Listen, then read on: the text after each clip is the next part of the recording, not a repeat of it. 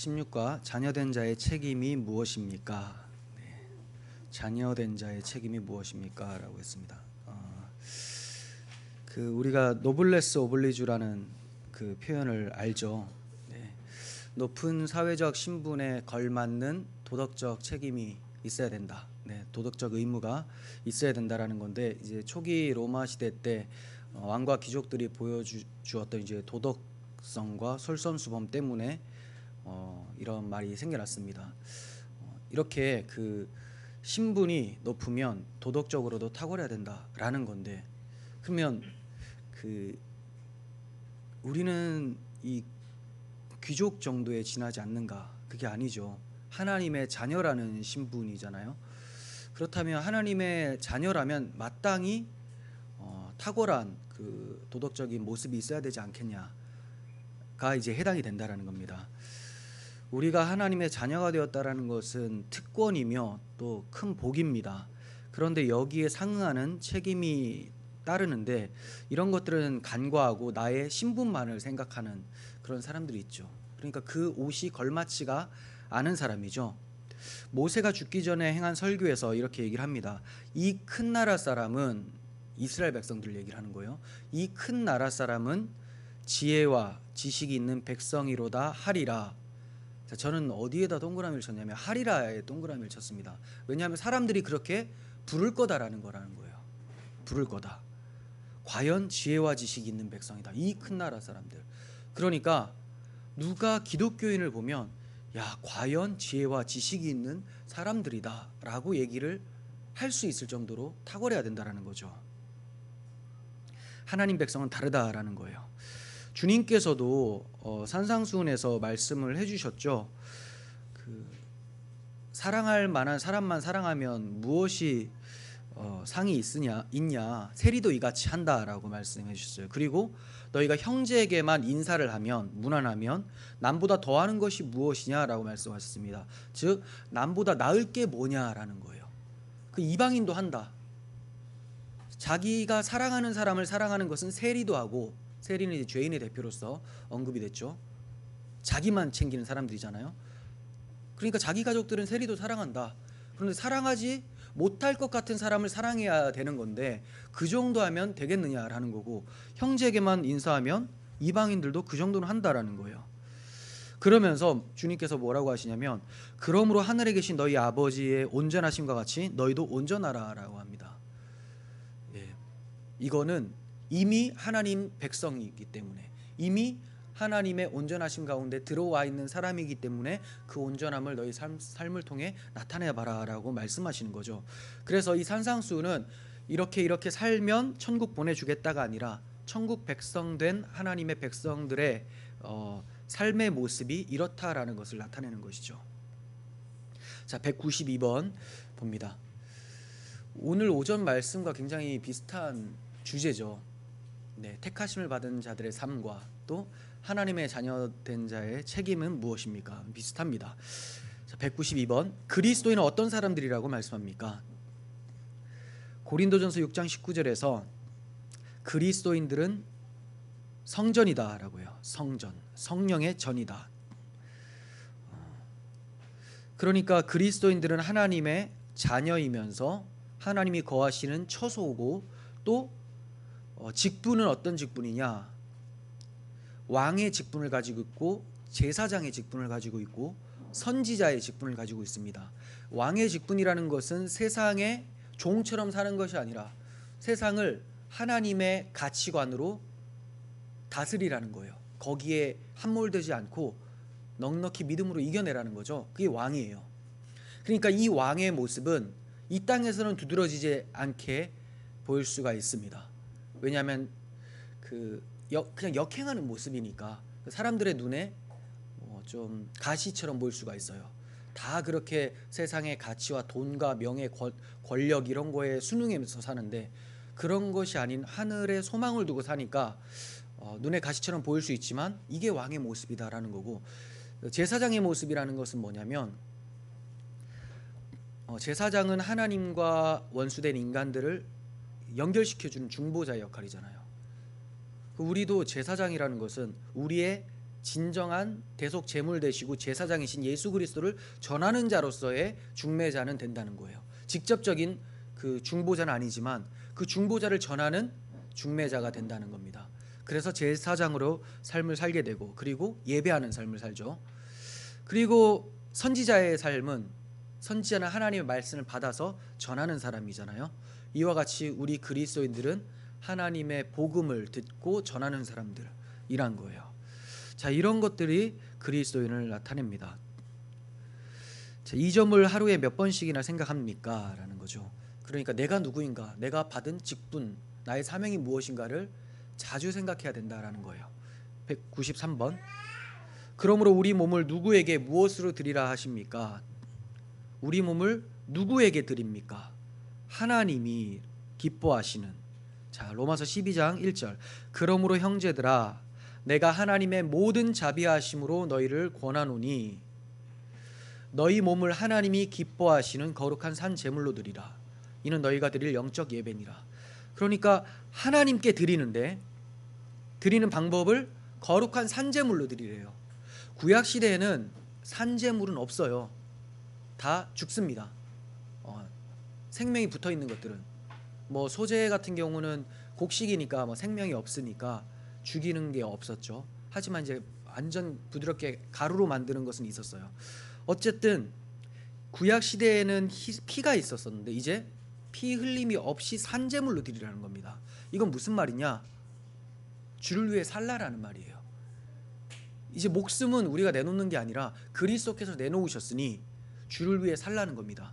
그런데 제대로 살 때는 어떤 식으로 살아야 되냐면 주를 위해 죽을 각오로 주를 위해 살아라는 말이에요. 이해가 되십니까? 주를 위해 산다라는 것이 어느 정도 주를 위해 사냐면 주를 위해 죽을 각오로 주를 위해 살라라는 말입니다. 이것이 바로 드릴 영적 예배다라고요. 이 영적이라는 단어가 영적이라고도 설명이 되지만 사실은 합리적인, 이성적인이라는 단어거든요. 그러니까 영적이라는 것이 막연히 그냥 뜬구름 잡는 게 아니라는 겁니다. 우리가 합리적인 지식을 가지고 거기에 합당한 삶을 사는 것을 얘기를 합니다. 이것이 바로 하나님이 받으시는 합리적인 예배다. 이게 바로 영적인 예배다라고 말씀하는 거예요. 194번. 네, 이제 식사를 하시고 하니까 또 졸리시죠? 네, 좀 집중하시고. 그러면 몸으로 산 제사를 드리는 것이 구체적으로 어떻게 하는 것이라고 말씀합니까? 자, 몸으로 산 제사를 드리는 것이 구체적으로 무엇입니까? 에베소서 6장에 잘 설명되어 있습니다. 종들아 두려워하고 떨며 성실한 마음으로 육체의 상전에게 순종하기를 그리스도께 하듯 하라.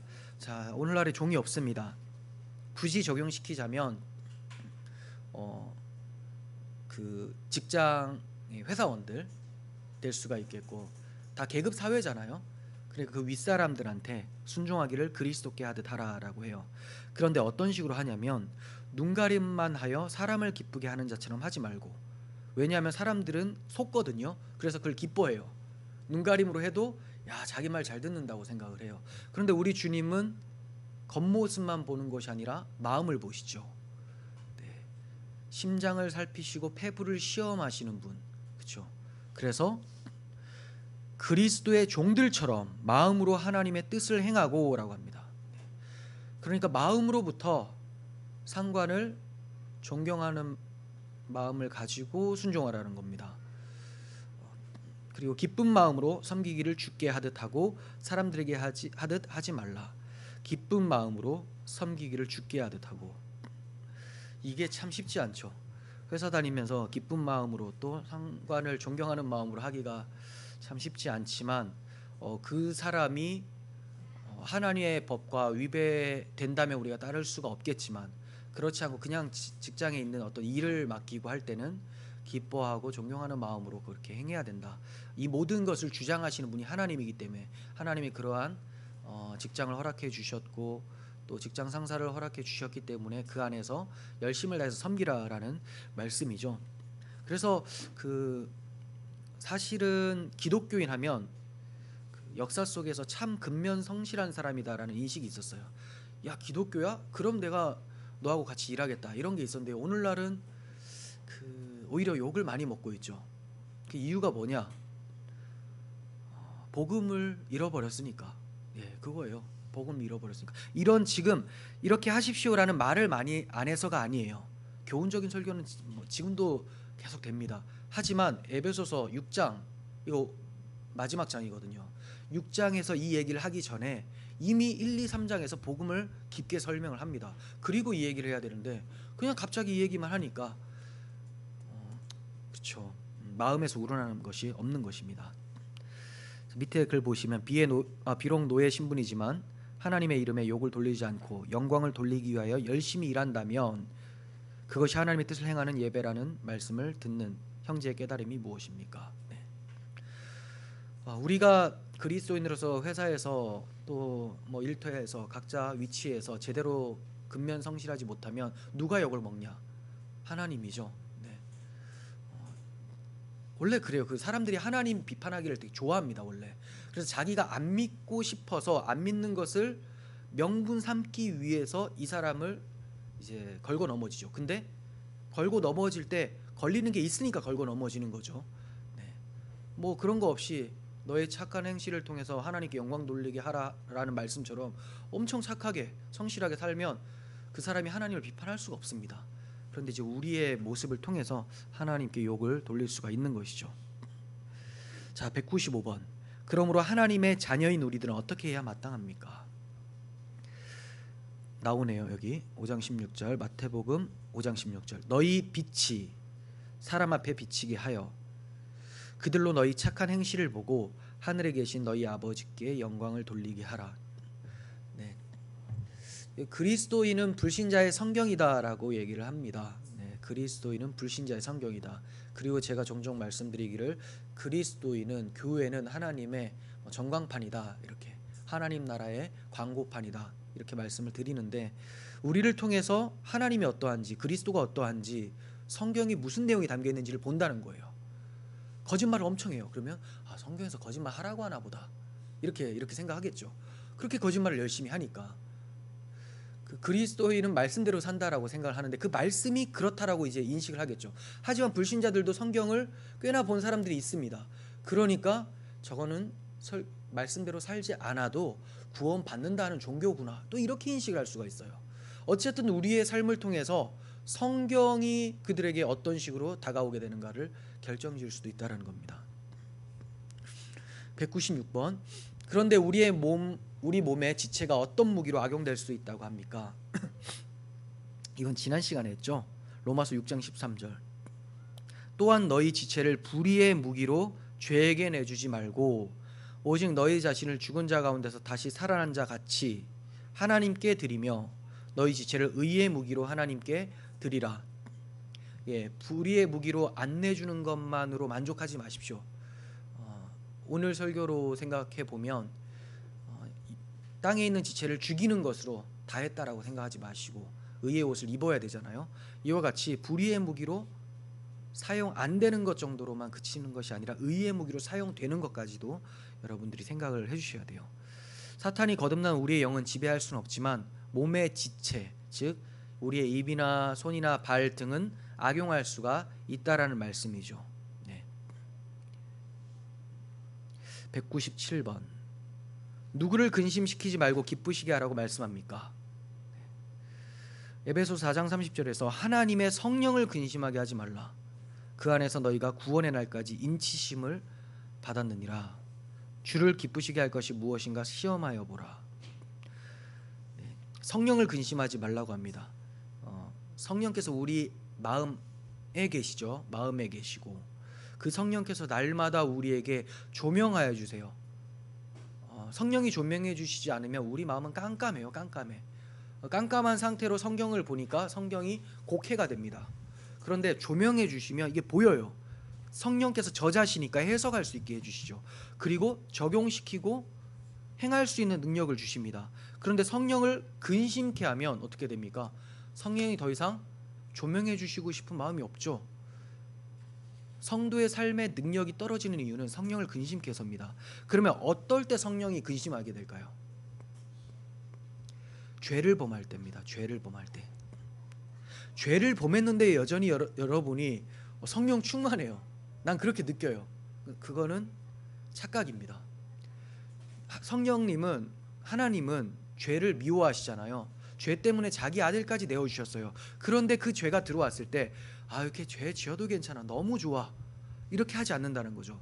그럼 성령께서 죄를 딱 마주하게 되면 근심하게 되시죠.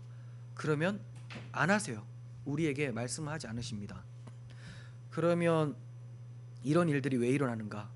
자주자주 우리에게 조명하시고 우리에게 말씀해 주실 때 우리가 귀를 닫아버리고 마음을 닫아버릴 때, 이때 이제 성령이 근심하시고 우리의 죄가 발생된다라고 말씀드립니다. 그래서 사도 바울은 근심하게 하지 말라라고 마치는 것도 아니고 더 나아가서 주를 기쁘시게 할 것이 무엇인가 시험하여 보라라고 합니다. 네, 점검해 보라는 거예요. 주를 기쁘시게 할 것이 무엇인지, 나 기쁘게 할 거, 뭐 내가 지금 만나고 있는 남자친구, 여자친구, 뭐 내 자식, 아내, 남편, 이런 사람들을 이제 기쁘시게 할 것을 시험해 보라는 게 아니라 주를 기쁘시게 할 만한 것. 과연 얼마나 생각하십니까? 이렇게 하는 것이 주님이 기뻐하시겠다. 오늘은 주님 기뻐하시는 일을, 이런 것들을 해봐야 되겠다. 얼마나 다짐하십니까? 우리가 이러한 생각을 자주 해야 되죠. 198번. 그리스도인들에게 주시는 새 계명이 무엇입니까? 그리스도인들에게 주시는 새 계명. 새 계명은 서로 사랑하라. 내가 너희를 사랑한 것 같이 너희도 서로 사랑하라라는 거예요. 옛 계명이나 새 계명이나 다른 게 아니에요. 잘 아셔야 됩니다. 옛 계명이나 새 계명이나 같은 건데, 옛 계명에는 10계명을 통해서 사랑하라라는 말씀을 간접적으로 전하신 거예요. 안식일을 거룩히 지켜라. 왜요? 하나님만 의지하고 하나님이 주신 그 안식에서 살아라라는 거죠. 하나님 외에 다른 신을 섬기지 말라. 왜? 하나님만 사랑하라는 거예요. 부모를 공경하라. 이제 이웃으로 넘어가요. 하나님 말고 우리 수평으로. 그러면서 이웃을 어떻게 사랑하는지를, 거짓말하지 말고 도둑질하지 말고 다 나옵니다. 결국은 옛 계명을 사랑이라고 해석을 못하니까 주님께서 새 계명이라고 말씀해 주시면서 해석을 해주신 게 새 계명이지, 옛 계명 따로 있고 새 계명 따로 있는 게 아니에요. 그 옛 계명이 해석된 것이 새 계명입니다. 자, 서로 사랑하게 되면 새 계명을 지키는 것이죠. 그러면 주를 기쁘시게 하게 되는 거죠. 네, 서로 사랑하시길 바랍니다. 199번. 하나님 아버지께서 자녀된 우리에게 기대하시는 바는 어려운 것이 아닙니다. 어떤 것을 원하는지 세 가지로 봅니다. 데살로니가전서 5장 16절부터 항상 기뻐하라, 쉬지 말고 기도하라, 범사에 감사하라. 이것이 그리스도 예수 안에서 너희를 향하신 하나님의 뜻이니라.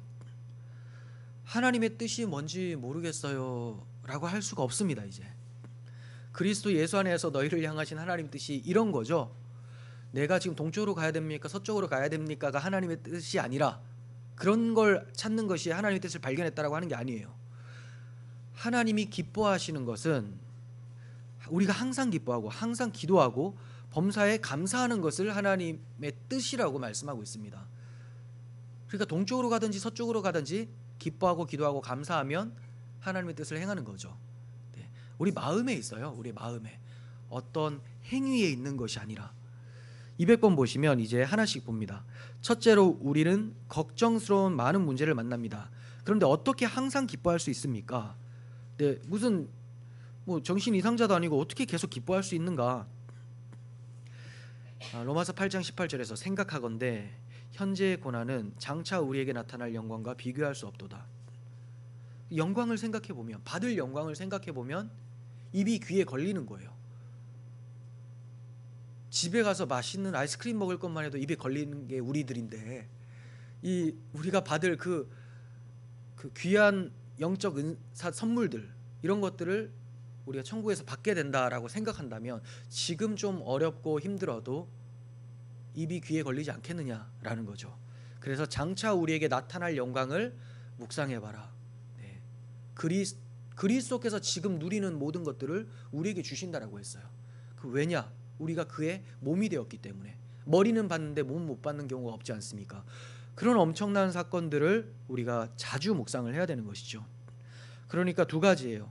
이미 우리에게 베풀어 주신 사랑, 십자가 사랑을 기억하시고, 이 사랑뿐 아니라 이 사랑으로 인한 장차 받게 될 영광까지도 묵상을 하실 때, 그러면 우리가 지금 받고 있는 고난이나 시련들은 아주 잠시다, 가벼운 것이다 라고 생각하게 될 것입니다.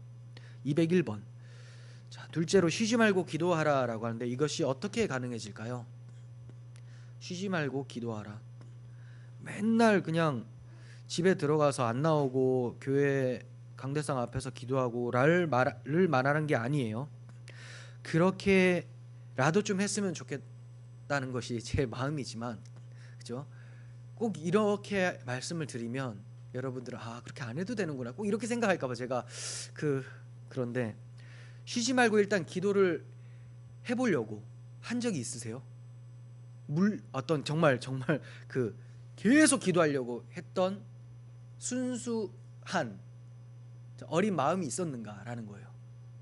걸어다니면서 계속 쉬지 말고 기도하라고 했는데 어떻게 기도할까? 어리석어 보이잖아요. 근데 순전하잖아요.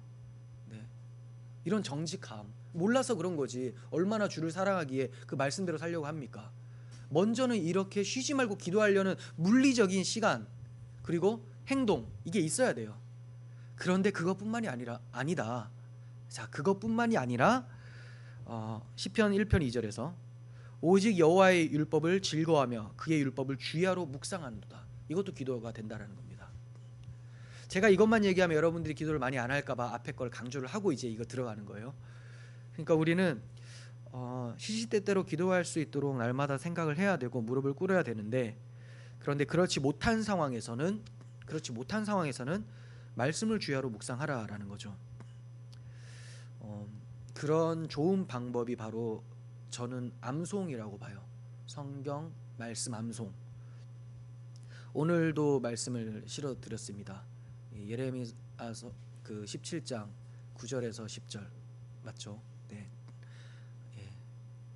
만물보다 심히 부패한 것은 마음이니 누가 이를 알리오마는 나 여호와는 뭐죠? 심장을 살피시고 폐부를 시험하시고 그의 그의 행위와 그의 행실대로 보응하리라. 제가 이걸 어떻게 외웠냐면 행실이 좀 달라요. 그죠? 행실은 과실이죠. 행동의 과실, 열매. 이걸 계속 묵상하면 깊어져요. 그냥 표면적으로 마음이 우리가 정말 악하구나, 마음 잘 지켜야 되겠구나, 이 정도의 묵상이 아니라 계속 암송을 하게 되면 한 글자 한 글자들이 의미 있게 다가온다라는 겁니다. 의미 있게. 그래서 여러분들도 이렇게 하나님 말씀을 계속 묵상하면 자연스럽게 하나님을 생각하게 되고 하나님과 기도하는 마음을 갖게 되겠죠.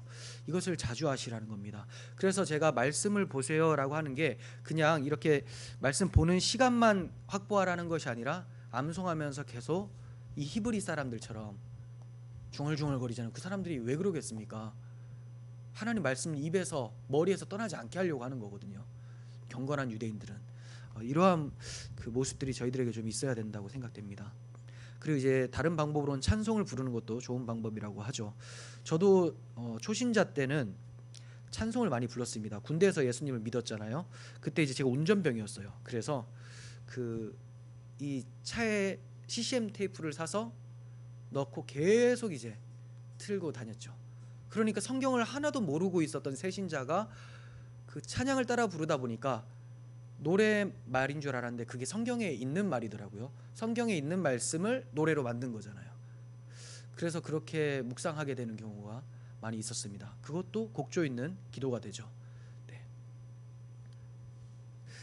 자, 그리고 202번. 셋째로 범사에 감사하라라고 하는데, 시험을 당할 때도 어떻게 감사할 수 있을까요? 시험을 당하는데 너무 힘든데 어떻게 감사할 수 있나? 두 가지입니다. 8장 32절 보시면, 로마서 8장 32절, 자기 아들을 아끼지 아니하시고 우리 모든 사람을 위하여 내주신 이가. 자, 여기까지 일단 생각해 보면 우리를 사랑하신 그 사랑 때문에 지금 아파도 감사한 거예요. 이미 구원해 주셨기 때문에 지옥의 형벌을 면했잖아요. 그 사랑이 너무 감사해서 다른 거 다 필요 없어도 이것만으로도, 베풀어 주신 사랑만으로도 감사해요. 그런데 여기서 그치지 않는다라는 겁니다. 또 더 묵상해 보면, 그렇게 내주신 이가 어찌 그 아들과 함께, 그 아들은 우리에게 주셨죠, 그 아들과 함께 모든 것을 우리에게 주시지 않겠느냐. 다른 것들도 하나님이 주신다라는 겁니다. 우리에게 필요하다면 선한 것들로 채워주신다. 그러므로 감사할 수 있는 거예요. 지금 내가 힘든 거는 하나님께서 보실 때 그럴 필요가 있어서 힘든 거고, 하지만 계속해서 나를 절망으로 떨어지지 않도록 하실 하나님을 기대하는 거죠. 왜냐하면 당신의 아들까지 아끼지 않고 주셨기 때문에. 혹여나 이 땅에서 우리가 그런 하나님의 위로를 받지 못한다 할지라도, 물리적인 어떤 재정이나 건강이나 이런 걸 받지 못한다 할지라도 이미 우리가 갈 나라에는 그게 완성이 돼 있다는 거예요. 그래서 장차 받을 영광을 기억하라고 했던 거죠, 앞에서. 그렇지만 제가 경험하고 또 많이 전해 듣기로는 대부분 하나님이 이 땅에서도 많은 위로를 주십니다. 네. 왜냐하면 우리가 그 정도의 믿음이 안 되거든요. 바울 정도 돼야 이제 아무것도 안 주셔도 되는데, 우리는 그 정도가 안 되기 때문에 하나님께서 조금 쉴만한 이렇게 휴식처도 주셨다가 또다시 고난도 주시고 하는 거지, 여러분들이나 저나 이렇게 바울처럼 막 그 극도의 고통만 당하다가 가는 경우는 많이 드물지 않을까, 이렇게 생각이 됩니다. 하지만 그렇다 할지라도 바울이 하나님께 감사했던 것처럼 우리는 장차 우리가 받을 영광을 보면서도 감사하고 기뻐할 수 있는 것이죠. 203번 시편에 좋은 예가 있습니다. 환난을 만나 밤잠을 이루지 못하고 염려하던 시편 기자는 왜 이는 나의 잘못이다 라고 깨닫게 되었습니까? 참 이런 구절들을 유도성 목사님이 찾아내는 게 참 대단한 것 같아요. 이게 참 묵상이 깊어야지만 되는데, 보세요. 시편 77편 10절인데요. 또 내가 말하기를 이는 내 잘못이다, 나의 잘못이다. 지존자의 오른손에 해 곧 여호와의 일들을 기억하며 주께서 옛적에 행하신 기이한 일들을 기억하리이다. 그러니까 뭐가 잘못이었어요? 마음이 힘들었는데 본인이 잠도 설치지 못하고 잠을 설치면서 굉장히 근심이 많았어요. 근심이 많으면 잠이 안 오잖아요. 근데 그걸 자기 잘못이라고 해요. 그 이유는 하나님께서 나에게 행해 주신 기이한 일들을 묵상하지 않았기 때문에 내가 이런 마음의 번뇌가 일어난 겁니다. 오히려 지금 하나님께 잘못했다고 하고 회개하는 모습이 나타나죠. 우리가 기뻐하지 못하고 평안을 누리지 못하는 이유는 사실 깊게 들어가면 하나죠. 하나님이 행해 주신 그 사랑을 잊었다. 또 행해 주실 그 사랑을 기대하지 않는다. 이렇게 볼 수가 있겠습니다. 이제 잠 잘 주무실 수 있으시겠죠? 네. 잠 안 오시면 이거 생각하십시오.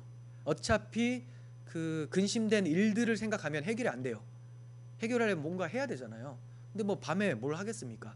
그러니까 주님의 행하신 일을 묵상하시다가 그렇게 주무시기를 바랍니다.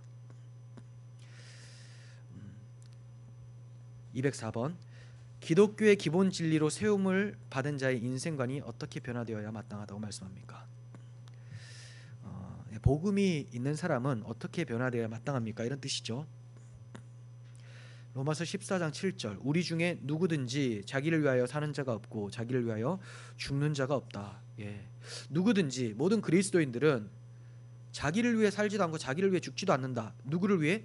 주를 위해. 예, 주를 위해. 그래서 제가 가지고 있는 책 중에 이제 주를 위해 죽다라는 선교 보고서가 있거든요. 선교 간증책 같은 게 있어요. 1화. 거기 보면 1탄이 주를 위해 죽다고, 그리고 2탄으로 나온 게 주를 위해 살다예요. 네. 주를 위해 죽다는 참 와닿는데 주를 위해 살다는 뭔가 했는데, 제가 그래서 주를 위해 죽고자 하는 마음으로 주를 위해 살아야 된다라고 말씀을 드린 겁니다. 그렇게 살 때 주님이 허락하시면 주를 위해 죽을 수가 있는 거고요. 허락 안 하시면 계속 죽을 각오로 주를 위해 사는 거죠. 손해가 아닙니다. 주님께서 자기 목숨을 내어주셨기 때문에, 그래서 우리가 주의 목숨을 얻었기 때문에 지금 내가 숨쉬고 있는 이 목숨은 어차피 끊어질 목숨이거든요. 우리는 영생을 얻었잖아요. 그래서 내 목숨을 내어놓는 것은 내 것을 내려놓는 게 아니라 어차피 버려야 될 거를 조금 더 빨리 버린다라고 생각하시면 되는 거죠. 그렇다고 지금 뭐 죽으라라는 말씀이 아니에요. 죽을 각오로 사시면 주님이 좋은 뜻대로 사용하신다라는 겁니다. 그래서 담대하게 주를 위해 사시라고 말씀을 드리는 거예요.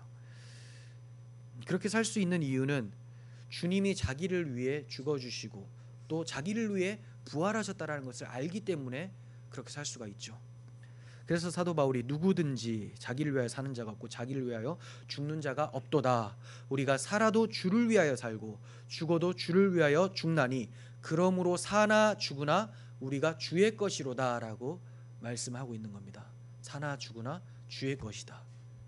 네. 이것이 우리의 그 위로죠. 하이델베르크 일문에 나오죠. 네. 그리스도인의 위로가 바로 우리가 주의 것이라는 것. 205번 마지막입니다. 기독교 진리 위에 굳게 세워지게 되심을 축하하면서 마지막 격려의 말씀입니다. 무엇이라고 말씀합니까? 고린도전서 15장 58절. 그러므로 내 사랑하는 형제들아 견실하며 흔들리지 말고 항상 주의 일에 더욱 힘쓰는 자들이 되라. 이는 너희 수고가 주 안에서 헛되지 않은 줄 알미라. 네, 그러므로 내 사랑하는 형제들아, 주께서 이렇게 은혜를 베풀어 주셨으니 항상 주의 일에 더욱 힘쓰는 자가 되라.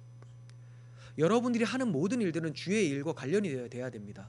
그래서 오늘 골로새서 3장 17절에서도 무엇을 하든지 주 예수의 이름으로 하라고 했잖아요.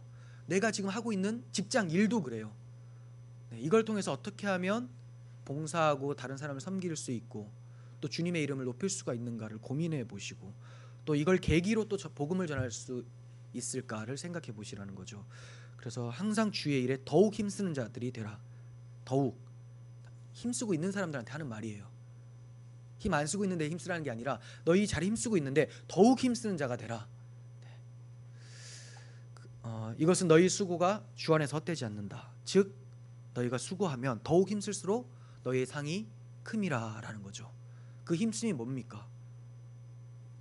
오전에 말씀드린 대로 그리스도로 옷 입는 것, 긍휼과 오래 참음과 자비와 온유 같은 것이 박해를 받아도 나타나는 거예요. 이렇게 살게 되면 주님께서 그 산상순에서 뭐라고 말씀하셨습니까? 나로 말미암아 너희를 욕하고 박해하고 거짓으로 너희를 거슬러 모든 악한 말을 할 때 너희에게 복이 있나니.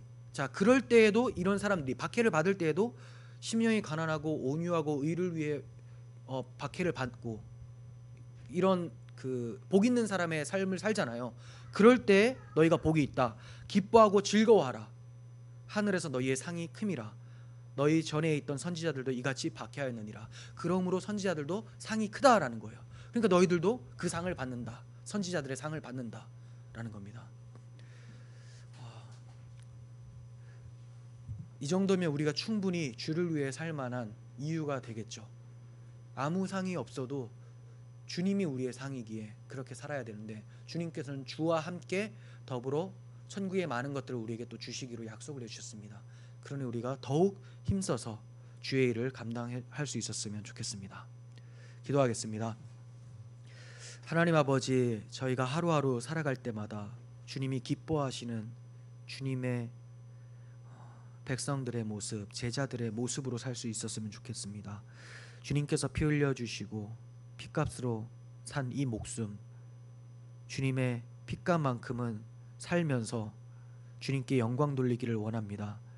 주님, 저희들의 삶을 주장하여 주시고 무엇보다도 마음을 지키게 하여 주셔서 주님의 백성답게 살며 많은 사람들로 하여금 우리 주님을 나타내 보일 수 있는 성숙한 그리스도인이 될 수 있도록 도와주시옵소서. 예수님의 이름으로 기도합니다. 아멘. 혹시 질문 있으십니까?